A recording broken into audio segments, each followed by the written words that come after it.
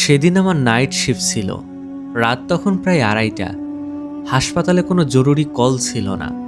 আমি অ্যাম্বুলেন্স গ্যারেজের পাশের ছোট্ট রুমে বসে চা খাচ্ছিলাম।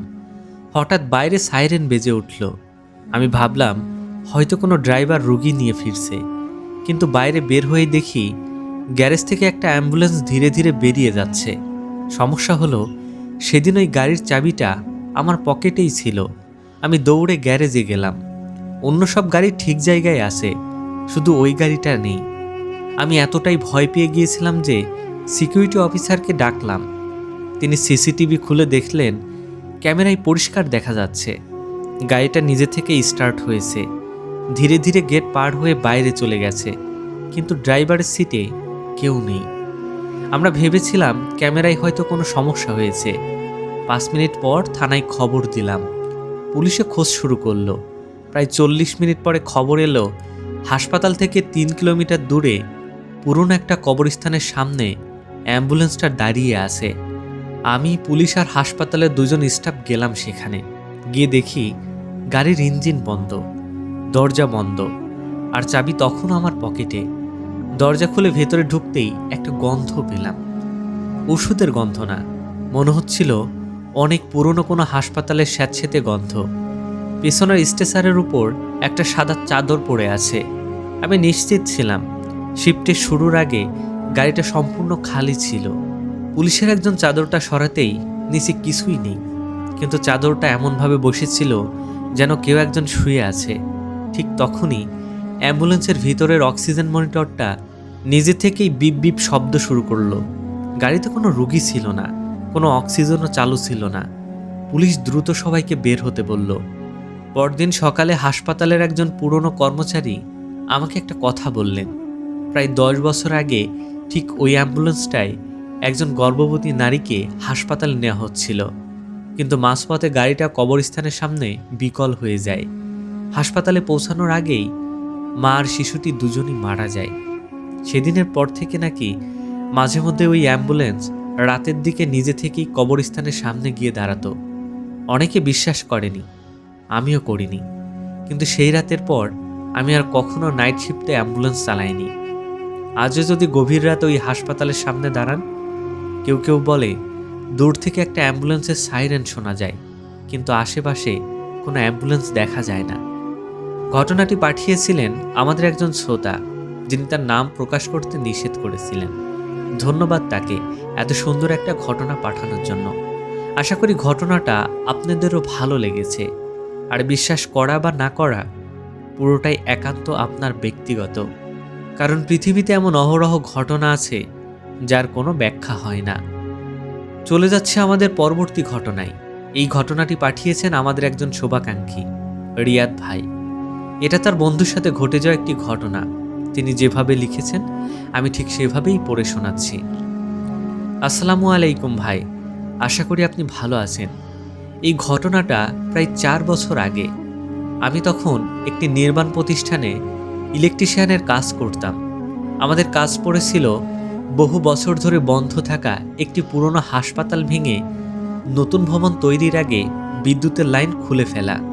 জায়গাটা এতটাই নির্জন যে প্রথম দেখায় আমি খুব ভয় পেয়ে গিয়েছিলাম। এমন জায়গায় এত বড় হাসপাতাল কল্পনা করাও কঠিন। হাসপাতালটা অন্তত 15 বছর ধরে বন্ধ। দেয়ালে শেওলা, ছাদ থেকে পানি পড়ছে, জানলার কাচ ভাঙা। তবু দেখে মনে হচ্ছিল যেন কেউ আমাদের দেখছে। কাজের দ্বিতীয় দিন সুপারভাইজার আমাকে বললেন, 7 নম্বর ওয়ার্ডের মেন লাইনটা খুলে ফেলো। আমি টুল বক্স নিয়ে একাই ভেতরে ঢুকলাম, কারণ বাকিরা অন্য রুমে কাজ করছিল। ওয়ার্ডে ঢুকেই দেখি সারি সারি মরিচা ধরা বেড। বেশিরভাগ উল্টে পড়ে আছে, কিন্তু একদম শেষের বেডটা পরিষ্কার, যেন কেউ একটু আগেই মুছে রেখে গেছে। আমি ভেবেছিলাম হয়তো কে একজন এসেছে। ঠিক তখনই কানে এলো হাসপাতালের রোগী ডাকানোর বেলের মতো শব্দ। আমি পুরো ওয়ার্ড ঘুরে দেখলাম, কিন্তু কোথাও কেউ নেই।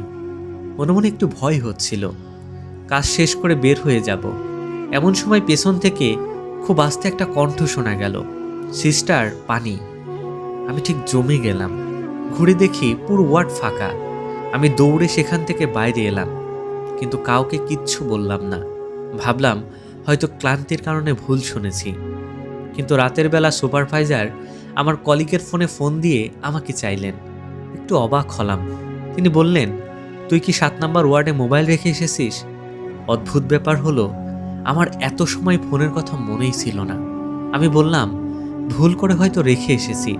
তিনি বললেন, একটা ব্যাপার হয়েছে, তোর নাম্বারে ফোন দিলে রিং হচ্ছে, কিন্তু ফোনটা কেউ ধরছে না, অথচ ভেতর থেকে মানুষের হাঁটার শব্দ পাওয়া যাচ্ছে।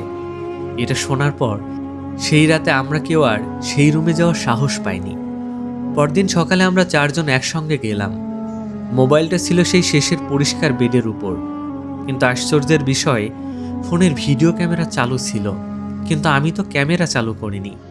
ভিডিওটা চালিয়ে দেখি প্রথম কয়েক মিনিট শুধু ফাঁকা ওয়ার্ড, তারপর ভিডিও একদম শেষ 5 সেকেন্ডে সাদা পোশাক পরা একটা অবয়ব ধীরে ধীরে শেষের বেডে এসে বসে। মুখটা দেখা যায় না, শুধু মাথাটা ক্যামেরার দিকে ঘুরে যায়। ভিডিও ঠিক সেখানেই শেষ। আমরা সেদিনই সেখান থেকে চলে আসি, আর কোনোদিন ওই হাসপাতালে কাজ করতে যাইনি। পরে এলাকার এক বৃদ্ধ জানালেন, হাসপাতাল বন্ধ হওয়ার আগে 7 নম্বর ওয়ার্ডে একজন নার্স ডিউটির সময় হঠাৎ মারা যায়। তারপর থেকে যেই এই ওয়ার্ডে একা ঢুকেছে, সবাই নাকি এই কথাই বলেছে, সিস্টার একটু পানি।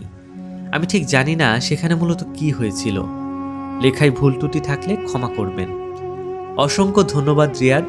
ঘটনাটি সবচেয়ে আকর্ষণীয় ব্যাপার হলো, নার্সটা হঠাৎ মারা গেল কিভাবে, আর হাসপাতালই বা কেন বন্ধ হলো? আপনারা কেউ যদি অনুমান করে থাকেন তাহলে কমেন্টে অবশ্যই জানাবেন। চলে যাচ্ছে আমাদের পরবর্তী এবং শেষ ঘটনায়, শুনতে থাকুন। ঘটনাটা আমার মামার মুখে শোনা।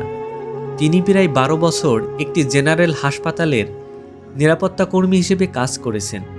চাকরির সময় অনেক অদ্ভুত ঘটনা দেখেছেন, তবে একটা ঘটনার পর তিনি আর কখনো রাতের ডিউটি করতে রাজি হননি। হাসপাতালের মূল ভবনের পেছনে একটা পুরনো পোস্টমর্টম ভবন ছিল।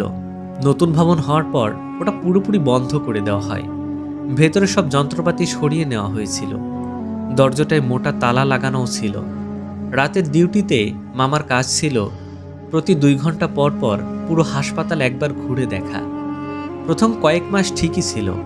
এক রাতে প্রায় 2:30টার দিকে তিনি ভবনের পেছনে রাস্তা দিয়ে হাঁটছিলেন। তখন খেয়াল করলেন পোস্টমর্টম ভবনের প্রধান দরজাটা অল্প ফাঁক হয়ে আছে। মামা প্রথমে ভাবলেন হয়তো দিনের বেলা কেউ তালা লাগাতে ভুলে গেছে। কাছে গিয়ে দেখলেন তালা ঠিকই ঝুলছে, কিন্তু দরজাটা ফাঁক। তিনি টর্চের আলো ফেললেন। ভেতরে শুধু অন্ধকার। ঠিক তখনই তার সঙ্গে ডিউটিতে থাকা আরেকজন গার্ড এসে বললেন, কি হয়েছে? মামা বললেন, দেখেন তো, তালা লাগানো, অথচ দরজা খোলা। লোকটা কিছুক্ষণ চুপ করে দাঁড়িয়ে থেকে বলল, চলুন, সকালে সুপারভাইজারকে বলবো, এখন আর কাছে যায়েন না। দুজনেই ফিরে এলেন। সকালে সুপারভাইজারকে নিয়ে আবার সেখানে গেলেন। দেখেন দরজাটা পুরোপুরি বন্ধ, তালা যেভাবে লাগানো ছিল সেভাবেই আছে। কেউ বিশ্বাস করল না। সবাই বলল রাতে আলো আধারিতে ভুল দেখেছেন। ঘটনাটা সেখানেই শেষ হতে পারত, কিন্তু 3 দিন পর মামা ডিউটি রেজিস্টারে সই করতে গিয়ে আগের রাতের এন্ট্রি পড়ছিলেন। হঠাৎ তার চোখ আটকে গেল 5 বছর আগের একটা নোটে।